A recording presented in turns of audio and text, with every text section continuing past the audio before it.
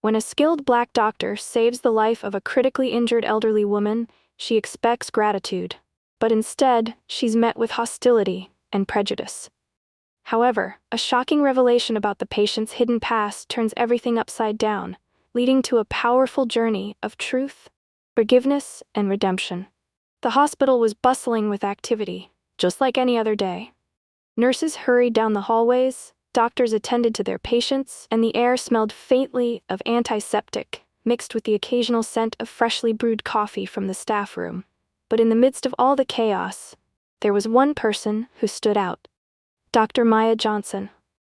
Dr. Maya was the kind of doctor everyone respected, not just because she was brilliant at what she did, but because she genuinely cared for people. She had grown up in a small, close-knit community, where helping others wasn't just a profession, it was a way of life. Maya's parents had taught her that no matter the circumstances, no matter how difficult life could get, helping others was the greatest calling. Her office was always filled with patients, and despite the overwhelming demands of the job, she never showed signs of stress. She always had a smile, always knew the right thing to say, and always made people feel safe in her care. Maya had a way of making everyone feel seen and heard, regardless of who they were or where they came from. But even with all her success and the gratitude she received from her patients, Dr. Maya knew that she would never escape the weight of the world's prejudices. As a black woman in a field that wasn't always kind to people who looked like her, Maya had learned to navigate through both the small and large battles of racism. But she was determined. She wasn't going to let it stop her from doing what she loved. Today, though, Maya was about to face a challenge unlike any she had experienced before. It was early morning when the emergency call came in. A patient had been in a car accident, and the situation was critical. Maya didn't hesitate for a second. She grabbed her medical kit, put on her surgical gloves, and rushed to the emergency room. When Maya entered the emergency room, the atmosphere was tense. The usual sounds of machines beeping and nurses giving orders filled the air, but there was a heightened sense of urgency in the room. The patient, an elderly woman, had just been brought in after a severe car accident. Her vital signs were unstable, and it was clear that every second counted. The doctors and nurses had already started the initial procedures, but it was obvious that this woman needed immediate surgery to survive. Maya wasted no time. She glanced over the medical chart, quickly assessing the situation before looking at her team. "Let's get her stabilized for surgery.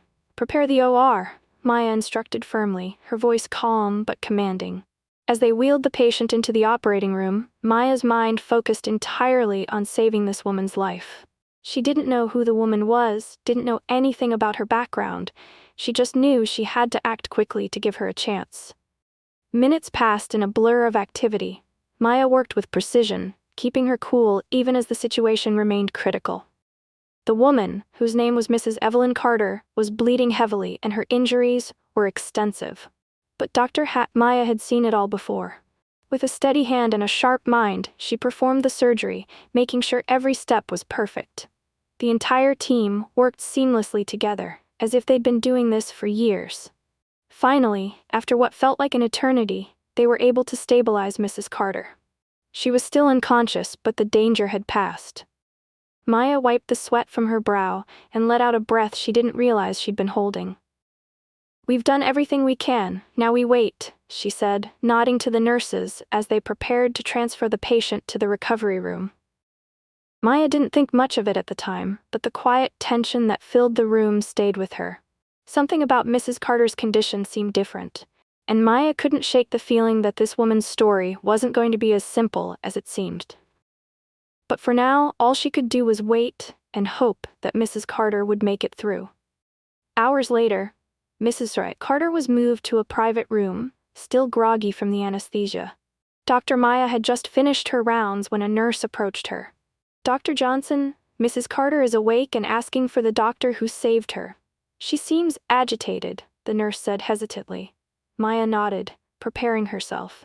It wasn't uncommon for patients to feel disoriented or emotional after a traumatic experience. She entered the room with her usual warmth, her white coat spotless and her stethoscope draped casually around her neck. "Good afternoon, Mrs. Carter," Maya said, her tone calm and reassuring. "I'm Dr. Maya Johnson, the surgeon who performed your operation. How are you feeling?" At first, Mrs. Carter seemed confused, her pale blue eyes scanning Maya's face. There was a brief moment of silence, and then her expression hardened. "You're the doctor?" Mrs. Carter asked, her voice tinged with disbelief. "Yes," Maya replied, her smile unwavering. "You were in a serious accident, but we were able to stabilize you. You're going to be okay." Instead of gratitude, Mrs. Carter's lips curled into a frown. "They let you operate on me?" she muttered, her tone laced with disdain. Maya froze for a split second, but quickly regained her composure. "Yes, ma'am. I was the lead surgeon. Is there something you'd like to ask me about your treatment?" Mrs. Carter scoffed, shaking her head weakly. "I just didn't think they'd let someone like you do something so important." The words hung in the air like a slap. A nurse standing nearby stiffened, her face turning red with anger. Maya saw the discomfort in everyone's eyes, but she stayed calm. She'd heard worse before, though it never got easier. "I'm sorry you feel that way," Maya said evenly, her professionalism unshaken. "My only concern was making sure you survived. If you have any questions about your care, I'll be happy to answer them." Mrs. Carter didn't respond, turning her head away instead. Maya stood there for a moment, her heart heavy, but her pride intact. She wasn't going to let this break her. She had saved Mrs. Carter's life, and that was what mattered most. As Maya left the room, the nurse whispered, "You handled that better than I would have, Dr. Johnson. She doesn't deserve your kindness." Maya simply smiled. "It's not about what people deserve. It's about doing what's right." But deep down, Maya couldn't shake the uneasy feeling that there was more to Mrs. Carter's story. Something in her gut told her this encounter wasn't over yet. The following day, Mrs. Carter's condition had improved significantly, but she remained distant and irritable toward the hospital staff. Dr. Maya, ever professional, continued to check on her, offering updates on her progress. Mrs. Carter mostly stayed silent except for the occasional curt response. It didn't bother Maya, she'd seen patients act out of fear, pain, or frustration before.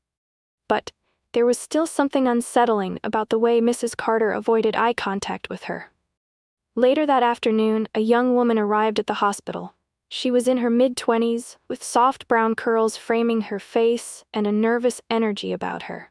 She introduced herself at the front desk. "Hi, I'm Rachel Carter. I'm here to see my grandmother, Evelyn Carter. I was told she's in room 203? The receptionist nodded and directed her. Rachel hesitated at the door to the room, taking a deep breath before stepping inside. Maya, coincidentally, was just finishing her rounds and caught sight of her entering. Something about Rachel's demeanor piqued Maya's curiosity, so she paused at a discreet distance in the hallway. Moments later, she heard Rachel's voice, strained but calm. "Grandma, I came as soon as I could," Rachel said, taking a seat by the bed. "How are you feeling?" Mrs. Carter, though visibly softened by her granddaughter's presence, still maintained her usual sharpness. "I'm alive, thanks to that doctor," she muttered bitterly. Rachel froze. "Dr. Johnson? She's the one who saved you?" Mrs. Carter frowned. "I suppose, but they didn't tell me she was." She stopped herself, but the implication was clear. Rachel let out a heavy sigh, rubbing her temples. "Grandma, this needs to stop. You don't even know what you're saying." "What are you talking about?" Mrs. Carter asked, her tone defensive. Rachel hesitated before speaking, her voice trembling with emotion. "Grandma, there's something you've refused to acknowledge for your entire life, and it's time you knew the truth. I found the adoption records. I found the photographs." Mrs. Carter's face twisted in confusion, then disbelief. "What are you saying? What adoption?" Rachel pulled a folder from her bag, placing it gently on the bed. She opened it to reveal aged documents and black and white photos of a young woman with rich brown skin and striking features. "You were adopted, Grandma. Your biological mother, she was black." The room fell into silence. Mrs. Carter stared at the documents, her hands trembling as she reached for them. Her eyes darted across the papers, and she shook her head as if trying to deny what she was seeing. "That's impossible," she whispered, her voice barely audible. "My parents, they never said anything." "They never told you, but it's the truth," Rachel said, her tone gentle but firm. "I found everything. Your birth mother's name was Margaret Lee. She gave you up because she couldn't raise you alone in those times.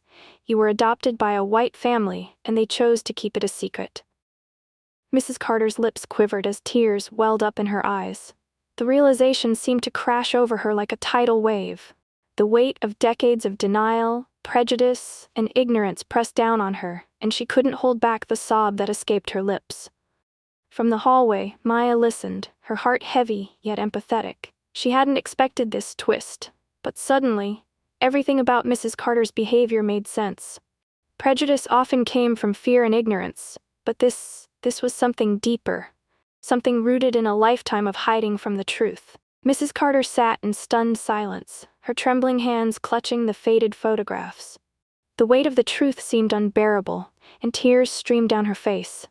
Rachel leaned closer, placing a gentle hand on her grandmother's arm. "Grandma," Rachel said softly, "this doesn't change who you are. But it's important to understand where you come from." Mrs. Carter shook her head, her voice breaking. "I spent my whole life thinking I was someone else, hating something I didn't even understand." She looked at the photo of her birth mother, Margaret Lee, her eyes filled with a mix of sorrow and regret. "How could they keep this from me? How could I have lived so blind?" Rachel squeezed her arm. "You weren't blind, Grandma. You were just told a story that wasn't true. But now you know, and it's not too late to make things right." The door opened slightly, and Maya stepped in, her expression calm but compassionate. She had heard enough to understand the situation and felt it was time to address Mrs. Carter directly. "I'm sorry to interrupt," Maya said gently. "I wanted to check on you, Mrs. Carter, but I couldn't help overhearing some of the conversation." Mrs. Carter's tear-streaked face turned toward Maya, and for the first time, there was no hostility in her eyes. Instead, there was a raw vulnerability, a mixture of shame and pain. Dr. Maya walked closer and took a seat beside the bed. She looked at the photographs on the blanket and then at Mrs. Carter. "I can't imagine how overwhelming this must be for you. But I want you to know something. What I did for you yesterday, I would do for anyone. My goal was to save your life, and I'm glad I was able to do that." Mrs. Carter's lip quivered, and her voice cracked. "I've been so cruel. I didn't even thank you. And now I don't know who I am." "You're someone who has the chance to make peace with yourself," Maya said softly. "It's never too late to grow, to learn, and to make amends. Knowing the truth is hard, but it can also set you free." Rachel nodded, tears glistening in her own eyes. "Grandma, Dr. Johnson's right. This doesn't have to define you. It's an opportunity." Mrs. Carter broke down, sobbing openly, her frail body shaking with emotion. Maya reached out, placing a comforting hand on her shoulder. "You're stronger than you think," Maya said quietly, "and forgiving yourself is the first step." For the first time, Mrs. Carter looked Maya in the eyes and whispered, "Thank you. Thank you for saving me, and I'm sorry." The words weren't perfect, but they were a start. Maya nodded, her heart swelling with a bittersweet sense of fulfillment. She had saved Mrs. Carter's life physically, but perhaps the greater healing was just beginning. The days that followed were transformative for Mrs. Carter. With Rachel by her side, she began to confront the biases and beliefs that had shaped her life. The hospital room became a place of reflection and reconciliation. Rachel brought more family records, old photographs, and even a diary written by Margaret Lee, Mrs. Carter's birth mother, which detailed her hopes for the child she had to give up. Maya continued to visit, checking on Mrs. Carter's recovery, and gradually, their conversations grew more personal. At first, Mrs. Carter was hesitant, unsure how to approach Maya after everything that had happened, but Maya's warmth and patience slowly broke down the walls of fear and shame. One afternoon, as Maya adjusted Mrs. Carter's IV, the older woman spoke, her voice trembling but sincere. "Dr. Bat Johnson," she began, "I've spent so much of my life looking at the world through the wrong lens. Meeting you, learning the truth about myself, it's made me see how wrong I was." Maya paused, her hands resting gently on the edge of the bed. "It's not easy to unlearn things we've been taught our whole lives," she said, "but what matters is that you're willing to try." Mrs. Carter's eyes filled with tears. "You didn't have to treat me with kindness, not after the way I acted, but you did, and it saved more than just my life, it saved my soul." Maya felt a lump rise in her throat but managed a smile. "We all have the capacity for change, Mrs. Carter. You're proving that right now." Rachel, sitting nearby, chimed in. "Grandma, I'm so proud of you. This is just the beginning." A week later, Mrs. Carter was discharged from the hospital. As she left, she stopped to thank every nurse and staff member who had cared for her, saving her deepest gratitude for Dr. Maya. The two women shared a heartfelt embrace, a moment that felt like the closing of an old chapter and the start of a new one. The experience stayed with Maya long after Mrs. Carter left. It reminded her of why she had chosen this path, to heal not just bodies but hearts. In her quiet moments, Maya thought about how far Mrs. Carter had come, and how many people carried burdens of prejudice they didn't even understand.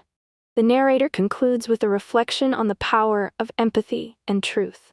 No matter how deeply rooted biases may be, they can be challenged and overcome with courage, understanding, and kindness. And sometimes, the most unexpected people teach us the greatest lessons. As for Mrs. Carter, her life would never be the same. The truth about her identity had been shocking, but it had also been liberating. And while the road ahead was uncertain, she had taken her first steps toward a life built on acceptance and self-discovery. Thank you so much for joining us on this emotional journey. Stories like these remind us of the power of empathy, truth, and the strength it takes to grow and change. If this story touched your heart, don't forget to give it a thumbs up, share it with your friends and family, and let us know your thoughts in the comments below. We'd love to hear your perspective. And if you enjoy powerful stories that inspire and make you think, don't forget to hit that subscribe button and turn on the notification bell. Your support helps us continue bringing meaningful stories to life. Thank you for being part of our journey.